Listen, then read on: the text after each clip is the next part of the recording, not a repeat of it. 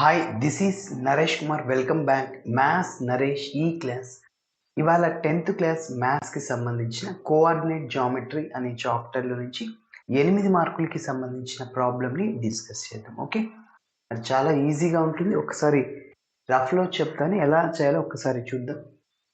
If capital A and B are -2, -2 రెండు points ఇచ్చేసాడు.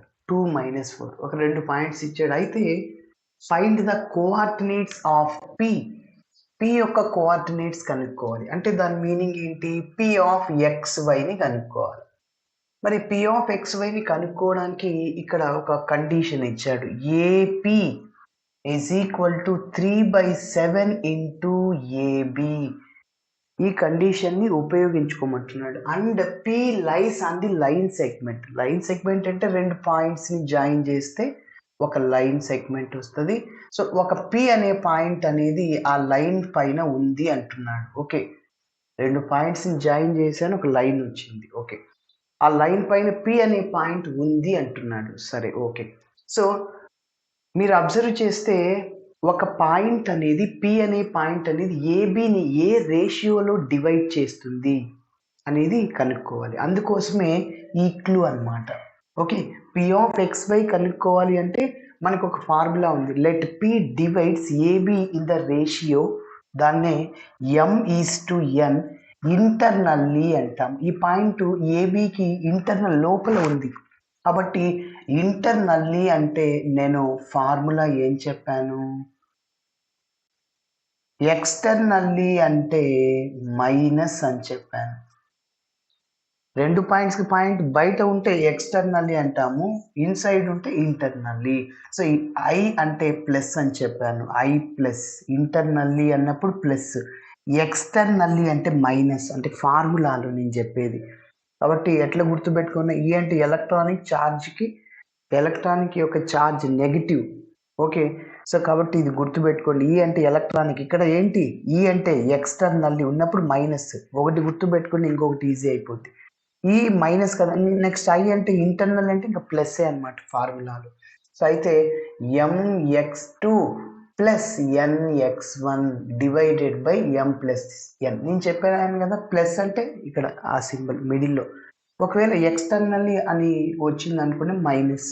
Okay, MX2 - NX1 by M-N. Next ఇంకొక coordinate, ఇది X coordinate, ఇది Y coordinate. My2 + NY1 by M+N. Okay, మరి ఇక్కడ మన ప్రాబ్లంలో రెండు పాయింట్స్ ఇచ్చాడు, X1 Y1 X2 Y2 అనుకుంటాం. అయితే నీకు ఇంకేం కావాలి? MNలు కావాలి. మరి MNలు కనుక్కోవడానికి this is the clue. Okay, this is the given condition. ఇప్పుడు చూడండి, ఏపీ డివైడెడ్ బై, ఈ ఏబి మల్టిప్లైర్లో ఉంది, లెఫ్ట్ సైడ్కి వస్తే డివైడ్ అవుతుంది, ఏబి అవుతుంది. ఓకే, నెక్స్ట్ ఈ 3/7 ఇలానే రాశాను. ఇప్పుడు మీరు ఒక్కసారి అబ్జర్వ్ చేస్తే ఏపీ ఎంత అంటే 3 అనమాట. ఏబి = ఎంత అంటే 7. ఓకే, స్టార్టింగ్లో పి అనే పాయింట్ ఈ లైన్ సెగ్మెంట్ పైన ఉంది అన్నాడు. ఓకే, అంటే P divides AB in the ratio internally. మరి పి అనేది ఏబిని ఏ రేషియోలో డివైడ్ చేస్తుంది కనుక్కోవడానికి చూడండి, ఏపీ = పిబి. ఇది అన్నమాట. పి అనే పాయింట్ ఏబిని ఏ రేషియోలో డివైడ్ చేస్తుంది అని కనుక్కోవడానికి ఇలా వేయాలి. AP = PB. ఇక్కడ నుంచి ఇక్కడ వరకు ఎంత డిస్టెన్స్ ఉంది? ఇక్కడ నుంచి ఇక్కడ వరకు కూడా అంతే డిస్టెన్స్. ఓకే, సో కాబట్టి ఇక్కడ ఈ రేషియోలో డివైడ్ చేస్తుంది అని రాస్తాం. నీకు ప్రాబ్లంలో ఏముంది? ఏపీ ఉంది, ఇంకా పీబీ ఉందా? లేదు, పీబీ లేదు.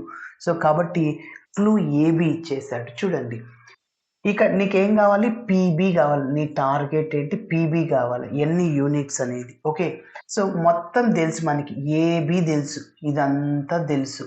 ఓకే, ఏబీ తెలుసు ఎంత? 7 అని. Total 7 units. అందులో ఏపీ తెలుసు, ఇక్కడి నుంచి ఇక్కడి వరకు ఏపీ తెలిసిపోయింది. ఎంత?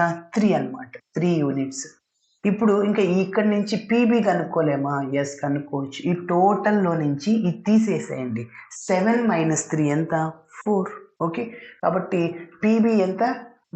Distance 4 units. మళ్ళీ మీరు మొత్తం యాడ్ చేయండి. ఏబి ఎంత? ఏబి అంటే ఏపీ ప్లస్ పీబీ. సో 3 + 4 7 సరిపోయింది. సో కాబట్టి ఇప్పుడు ఇంకా డైరెక్ట్గా మనం ఏపీ = 3 రాసిన తర్వాత ఏమొచ్చేసింది? పీబీ ఎంత? 4 యూనిట్స్. ఎస్, దీన్ని M:N అనుకోండి. అంటే 3:4 రేషియో తెలిసిపోయింది. ఇంకా 2 పాయింట్స్ ఇచ్చాడు. డైరెక్ట్గా ఈ ఫార్ములాలు సబ్స్టిట్యూట్ చేస్తే మనకి కోఆర్డినేట్స్ ఆఫ్ P వస్తాయి. ఓకే, మరి స్టెప్ బై స్టెప్ చేద్దాము, చూడండి.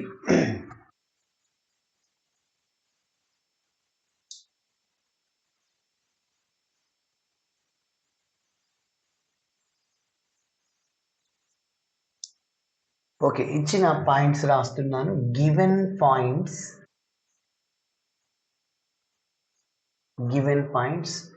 A is equal to given points are capital A, దాన్ని x1, y1 అనుకుంటాము. So is equal to -2, -2. అదేవిధంగా B of x2, y2 is equal to 2, -4.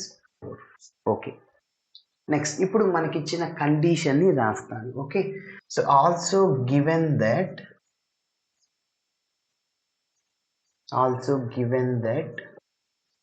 AP is equal to 3/7 into AB.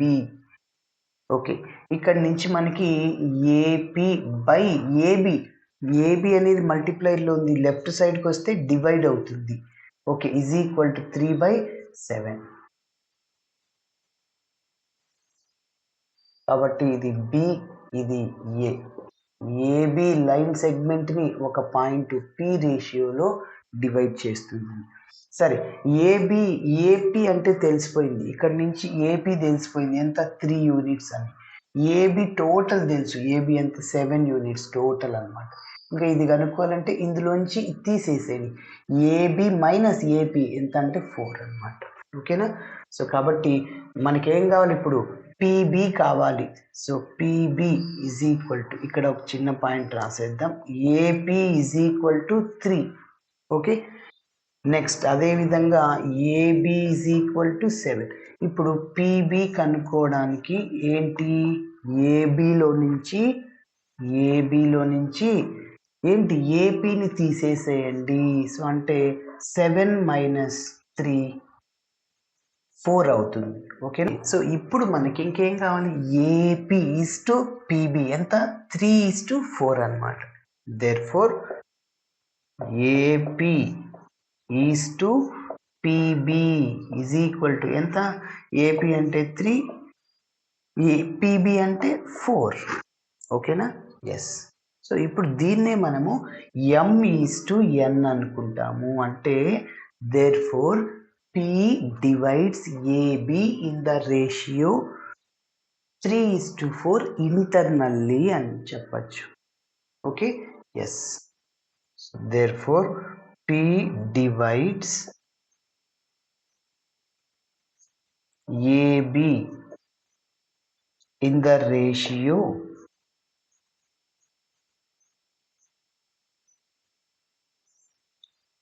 3:4 internally.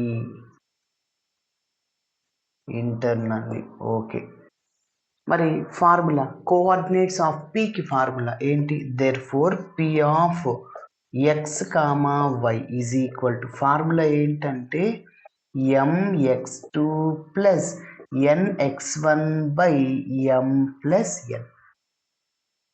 Next my2 plus ny1 divided by m plus n. ఇక్కడ అన్ని x1లు x2లు, ఇక్కడ y1లు y2.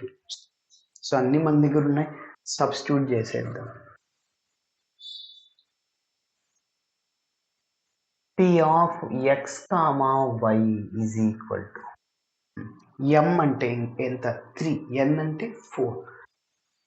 mx2 అంటే 3 into ఇక్కడ x2 ఉంది చూడండి 2 plus n అంటే ఎంత? 4, n x1 అంటే ఎంత? ఇదో -2 divided by m plus n అంటే ఎంత? 3 + 4. కామా ఎం అంటే 3ని y2 అంటే ఎంత -4 చూడండి ఇక్కడ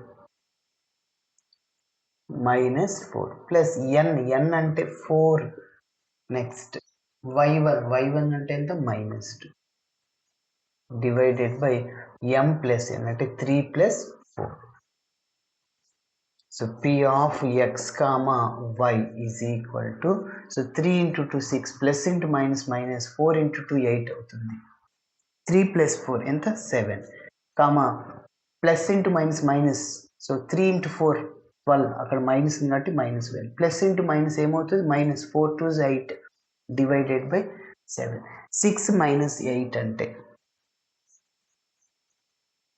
ఎంత -2 ఓకే by 7 next -12 -8 అంటే -20 by 7 okay therefore the required coordinates of PR అని ఇది రాసేస్తాం so therefore the required coordinates of PR ఏంటి p of x comma y is equal to -2 by 7 comma -20 by 7 okay ఇలా చేయాలి thanks for watching my video నచ్చితే ఖచ్చితంగా మీ friends కూడా share చేయండి by